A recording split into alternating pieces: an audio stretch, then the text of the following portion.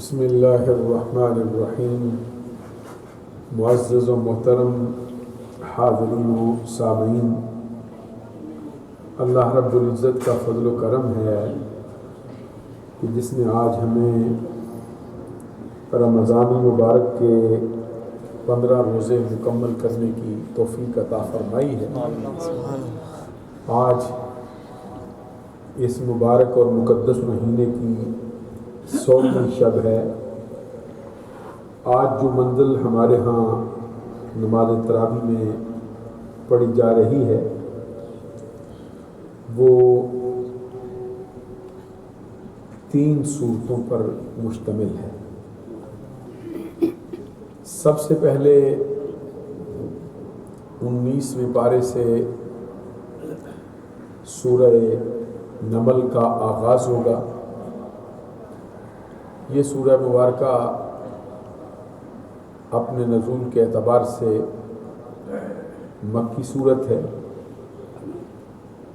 اس میں 93 آیات ہیں، 7 اس میں رکوع ہیں۔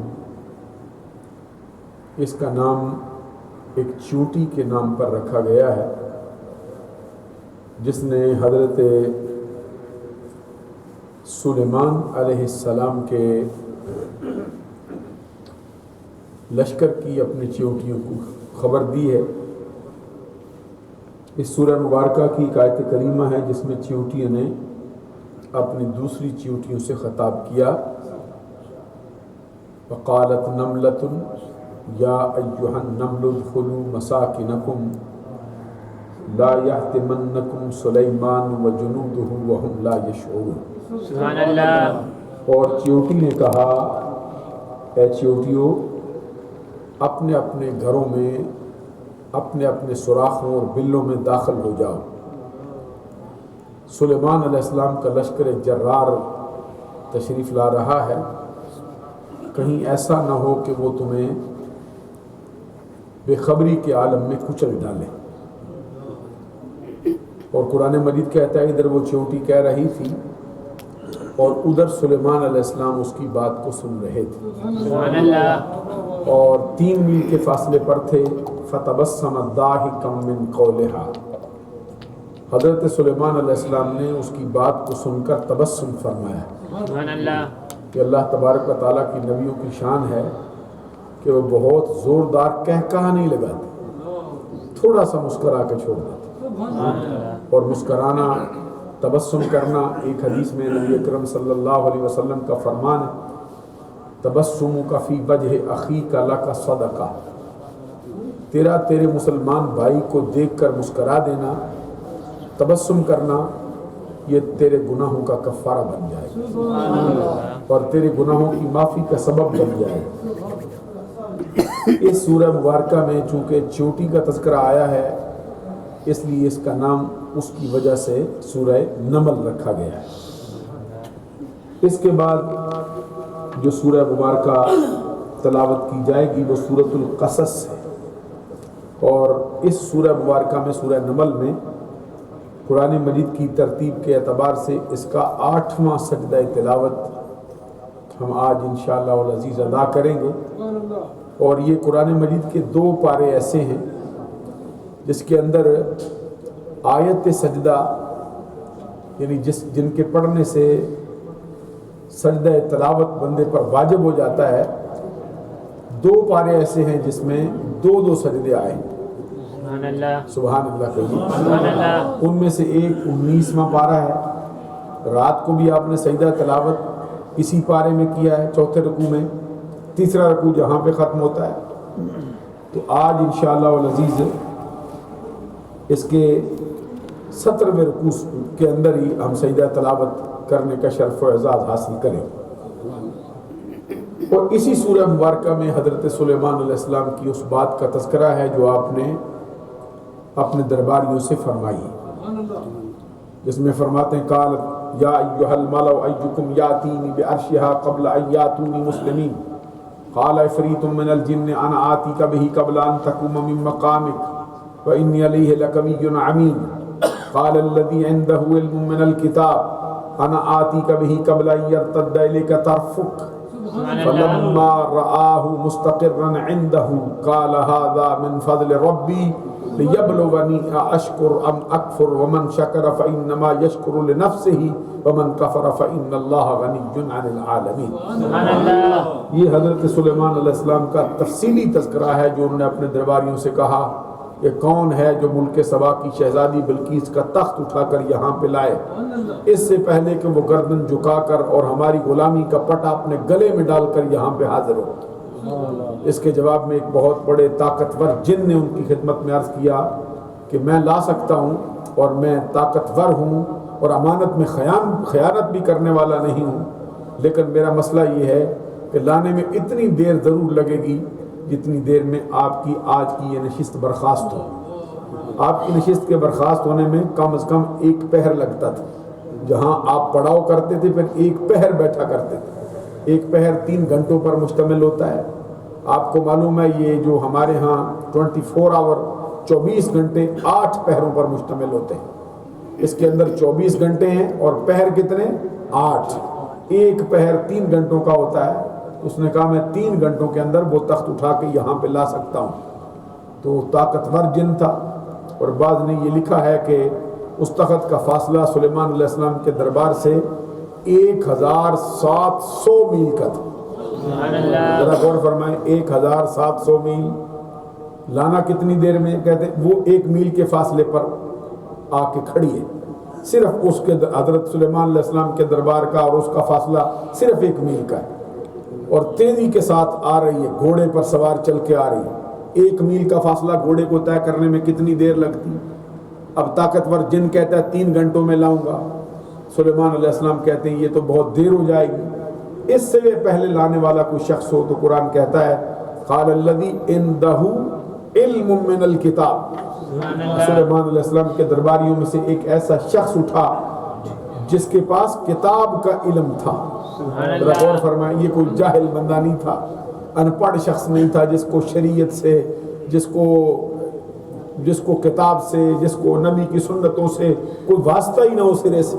جس طرح آج کل لوگوں ایسے افراد کو پیر مانتے ہیں جن کا شریعت سے دور دور کا واسطہ نہیں، جو قرآن و حدیث کے قریب نہیں جانا پسند کرتے، جو قرآن پڑھنے والوں کو 2 روٹی کے امام کہتے ہیں، جو قرآن پڑھنے والوں کو ملا کا لفظ استعمال کرتے ہیں، جو قرآن و حدیث کے اندر مہارت رکھنے والوں کے لیے کہتے ہیں ان کی قبروں پہ کبھی دیے نہیں جل سکتے. حضرات ذرا غور فرمائیے کہ اللہ تبارک و تعالیٰ فرماتا ہے وہ کتاب کا علم رکھنے والا بندہ تھا، ایک عالم تھا، ایک عارف باللہ شخص تھا. تو جس کے پاس ان کی کتاب کا علم ہو اس کا یہ حال ہے، جس کے پاس محمد عربی کی کتاب کا علم ہو اس کا حال پھر کیا ہے؟ قال الذی عنده علم من الکتاب انا آتیک بہ قبل ان یرتد الیک طرفک. وہ شخص جو کتاب کا علم رکھنے والا، حضرت سلیمان علیہ السلام کا درباری، آپ کا ایک صحابی، حضرت سلیمان علیہ السلام کا شاگرد اور آپ کا خوشچین حضرت آصف بن برخیہ جس کا نام بتایا گیا ہے، وہ فوراً اٹھے انہوں نے کہا میں لاتا ہوں، آپ کی آنکھ جھپکنے سے بھی پہلے لا کے رکھتا ہوں. اب آپ اندازہ لگا بھی آنکھ جھپکنا تو کچھ لمحہ لگتا ہے، ایک سیکنڈ کا کوئی حصہ ضرور لگتا ہے جس میں آنکھ جھپکی جاتی. تو آنکھ جھپکنے سے پہلے کیا وقت درکار ہے؟ 1700 میل کے فاصلے پر تخت ہو جس کے اوپر 7 دیواریں چنی گئی ہو، ہر دروازے کے اوپر تالا لگا ہو، تالے کے اوپر پھر پہرے دار بٹھائے گئے ہوں اور ایک بندہ تخت لانے والا ہے. تخت کتنا بھاری ہے؟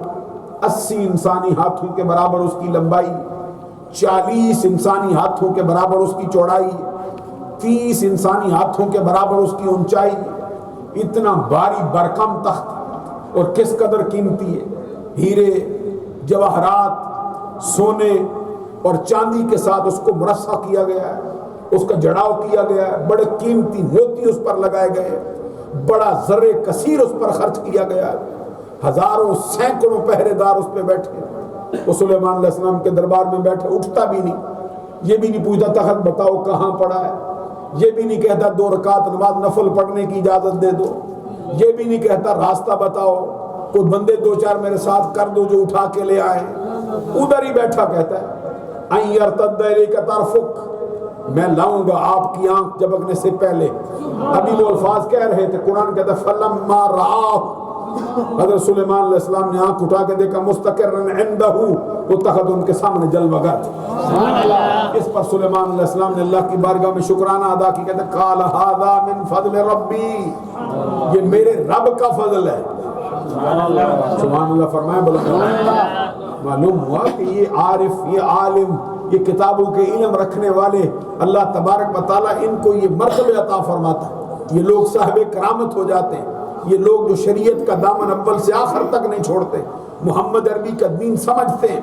جس نے سلیمان علیہ السلام کا دین سمجھا اس مقام پر پہنچا، تو جو محمد عربی کے دین میں غوطہ زن ہو اس کو رب کتنا اونچا مرتبہ عطا فرمائے۔ اسی لیے یہ حضور غوث اعظم عبد القادر جیلانی رضی اللہ تعالیٰ عنہ کی کرامات دیکھ لیجئے، حضور داتا گنج بخشری حجویری رضی اللہ تعالیٰ عنہ کی کرامات دیکھ لیجئے، خواجہ خواجگاں شہباز عارفاں خواجہ معین الحق والملت والدین، 90 لاکھ ہندوؤں کو کلمہ پڑھانے والی ہستی خواجہ معین الدین چشتی اجمیری کا حال دیکھ لیجئے، حضرت مجد الفسانی کا حال دیکھ لیجئے، حضرت با یزید بستامی کا حال دیکھ لیجئے، حضرت جنید بغدادی کا حال دیکھ لیجئے، یہ بڑی بڑی ہستیاں جو جلوہ فرما ہوئی، حضور حاجی نوشگن بخش کا حال دیکھ لیجئے۔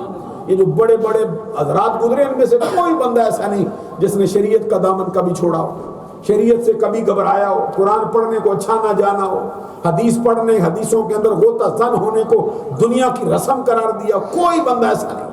حضرت سلطان العارفین سلطان باہو تو کہتے ہیں کہ علم و باج فقیر کو ہاوے، کافر مرے دیوانہ ہو، کافر مرے دیوانہ، علم کے بغیر فقیری کدھر سے مل سکتی؟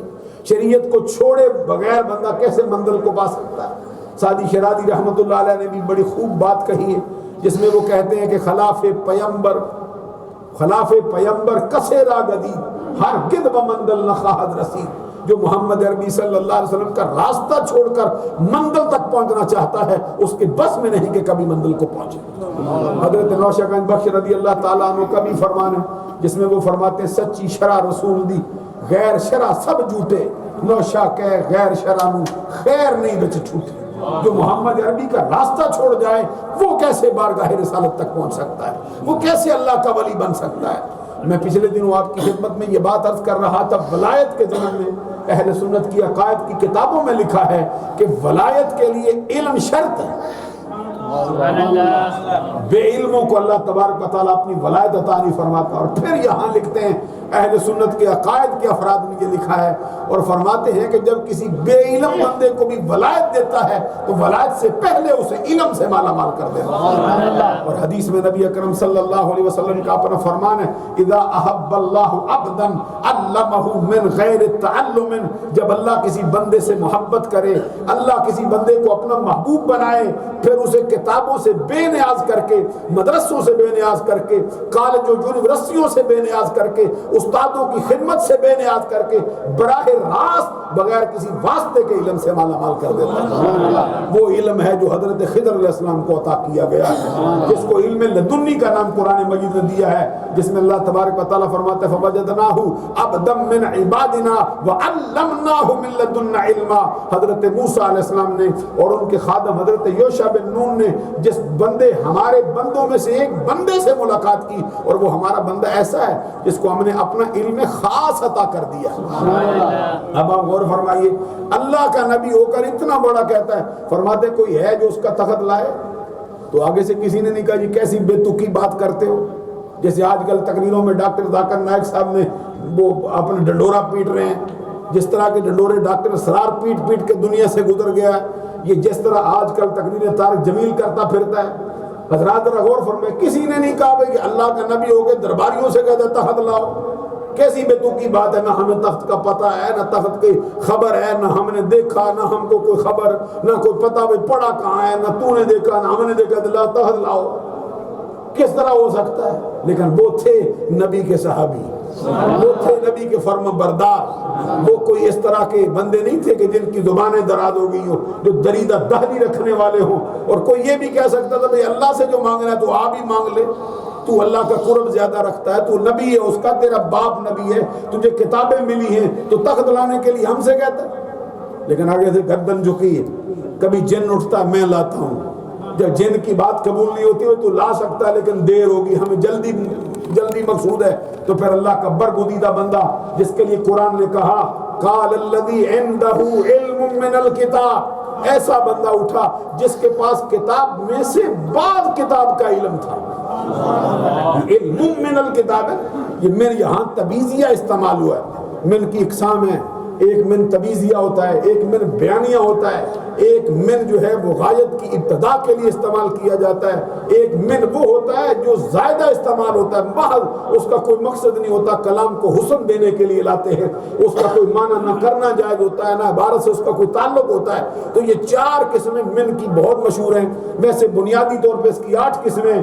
اس پر ہمارے علماء نے لکھا کہ یہ علم من الکتاب کا معنی یہ ہے کہ پوری کتاب کا علم نہیں رکھتا، کتاب کے بعد حصے کا علم رکھتا ہے. تو بعد حصے کا علم رکھنے والا سلیمان علیہ السلام سے کہتا ہے آپ اللہ کے نبی ہیں، میں آپ کا خادم ہوں، میں لاؤں گا، آپ کی آنکھ جھپکنے سے پہلے لا کے رکھوں گا. فلما رآہ مستقرا عنده، جیسے سلیمان علیہ السلام نے آنکھ اٹھائی، دیکھتے کیا ہے؟ تخت سامنے پڑا. کیسی بات ہے حضرات، کسی کی عقل میں آ سکتی ہے؟ جو بندے ہر بات پہ عقلی دلیل مانتے ہیں، تو قرآن کہہ رہا ہے. تو فوراً سلیمان علیہ السلام نے دعا کے لیے ہاتھ اٹھائے، کہتے ھذا من فضل ربی، یہ میرے رب کا فضل ہے جو اس نے مجھ پہ فرمایا ہوا، اور میرے صدقے سے میرے امتیوں کو عطا کیا. اللہ آگے فرماتے ہیں لیبلونی اشکر ام اکفر ومن شکر فانما یشکر لنفسہ.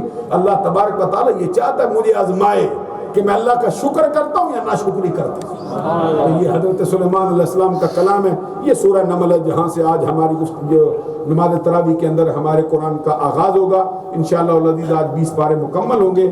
اللہ تبارک و تعالیٰ کے فضل و کرم سے رمضان المبارک کی 16ویں شب میں اللہ تعالیٰ ہمارا حامی و ناصر.